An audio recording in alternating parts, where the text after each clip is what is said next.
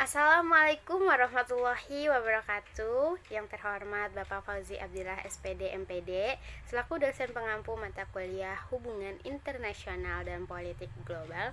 Perkenalkan, saya Rodiana dengan NIM 1401620006 dari PPKNB 2020 akan membawakan materi mengenai definisi hukum internasional dan sejarah serta perkembangannya.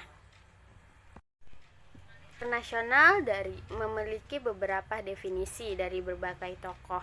Yang pertama itu hukum internasional menurut Emmerich de Vattel dan Hackworth yang mendefinisikan hukum internasional merupakan ilmu pengetahuan yang membahas mengenai hak-hak yang terdapat di antara bangsa-bangsa atau negara-negara atau kewajiban-kewajiban yang bertalian dengan hak-hak tersebut atau Vattel.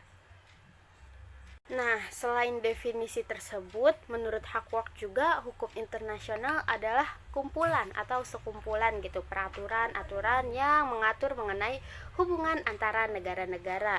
Lalu menurut tokoh lain yaitu Mohtar Kusumadja, hukum internasional adalah keseluruhan kaidah dan asas-asas yang mengatur hubungan atau persoalan yang melintasi batas negara seperti negara dengan negara dan negara dengan subjek hukum lain, bukan negara atau subjek hukum bukan negara satu sama lain.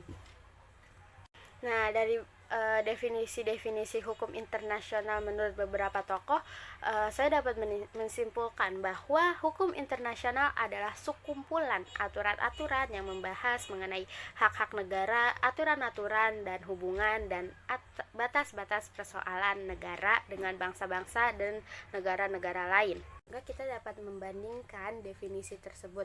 Jika menurut Emmerich de Vattel itu mereka hanya dalam lingkup ilmu pengetahuan yang membahas mengenai hak-hak. Lalu menurut Hackworth itu hukum internasional merupakan aturan-aturan gitu mengenai hubungan antar negara.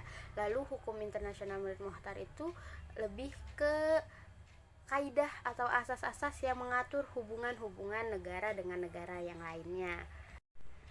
Nah, setelah kita mengetahui perbandingan dari definisi ketiga tokoh mengenai hukum internasional, selanjutnya kita akan mengetahui persamaannya gitu ya. Persamaan definisi hukum internasional dari ketiga tokoh ini yaitu sama-sama membahas mengenai hubungan-hubungan dan kaidah-kaidah atau aturan-aturan yang membahas antara negara yang satu dengan yang lainnya gitu. Nah, selanjutnya kita akan beranjak ke sejarah dan perkembangan hukum internasional. Sebenarnya hukum internasional itu sudah ada jauh sebelum Masehi. Tetapi hukum internasional modern ini dimulai sejak perjanjian perdamaian yang mengakhiri Perang Eropa. Perang Eropa ini juga sudah berjalan cukup lama, yaitu kurang lebih 30 tahun. Lalu pada kurang lebih tahun 3100 sebelum Masehi gitu, antara bangsa Lagas dan bangsa Umayyad ini terdapat suatu perjanjian. Lalu pada masa India kuno gitu terdapat juga kaidah-kaidah dan lembaga-lembaga hukum yang mengatur kasta, raja, suku gitu. Nah, lalu beranjak ke masa Yunani kuno, adanya negara-negara polis gitu, negara kota yang dalam taraf embrio ada gitu di dalam hukum internasional. Lalu perkembangan hukum internasional juga dipengaruhi di Romawi kuno gitu ya. Awal mulanya berlaku istilah jus civile gitu, dan dalam perkembangannya mereka menghadirkan hubungan antara mereka dengan bangsa lain gitu. Pada tahun 242 sebelum Masehi sudah diadakannya juga nih seperti hakim khusus gitu yang diberi wewenang untuk mengadili perkara antara orang asing dengan orang yang lainnya gitu.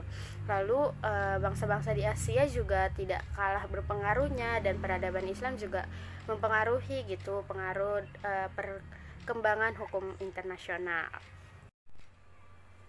Nah, terus sebelum adanya perjanjian Westphalia ini terdapat juga pemikir-pemikir ahli-ahli yang membahas mengenai hukum internasional seperti Suarez dari Spanyol dan beberapa ahli yang lainnya. Lalu perkembangan hukum internasional ini menjadi pesat menjelang akhir abad 19 dan 20 yang ditandai dengan adanya konferensi-konferensi internasional. Konferensi internasional tersebut ada konferensi perdamaian 1, konferensi perdamaian 2, lalu adanya pembentukan Liga Bangsa-Bangsa, lalu konferensi Paris, konferensi kodifikasi hukum internasional, dan yang terakhir itu adanya pembentukan Perserikatan Bangsa-Bangsa atau yang biasa kita sebut dengan PBB. Nah, PBB ini memiliki 4 tujuan pokok. Nah, tujuan-tujuan pokok dari organisasi PBB itu yaitu yang pertama, satu, untuk mempertahankan perdamaian dan keamanan internasional.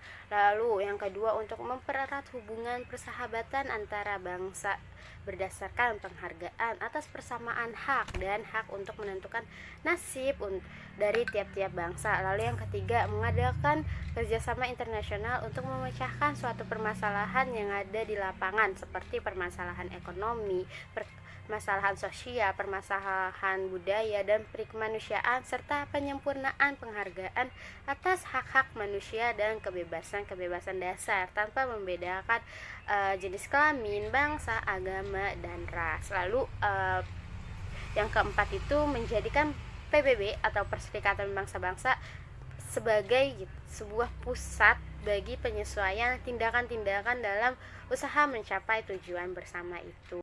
Lalu banyaknya perjanjian internasional yang berhasil disusun dan adanya organisasi internasional seperti LBB, PBB, dan badan-badan khusus gitu, serta organ subsidiar dalam kerangka PBB yang membuat ketentuan-ketentuan hukum baru. Sekian materi yang dapat saya sampaikan, kurang lebihnya mohon maaf. Wassalamualaikum warahmatullahi wabarakatuh.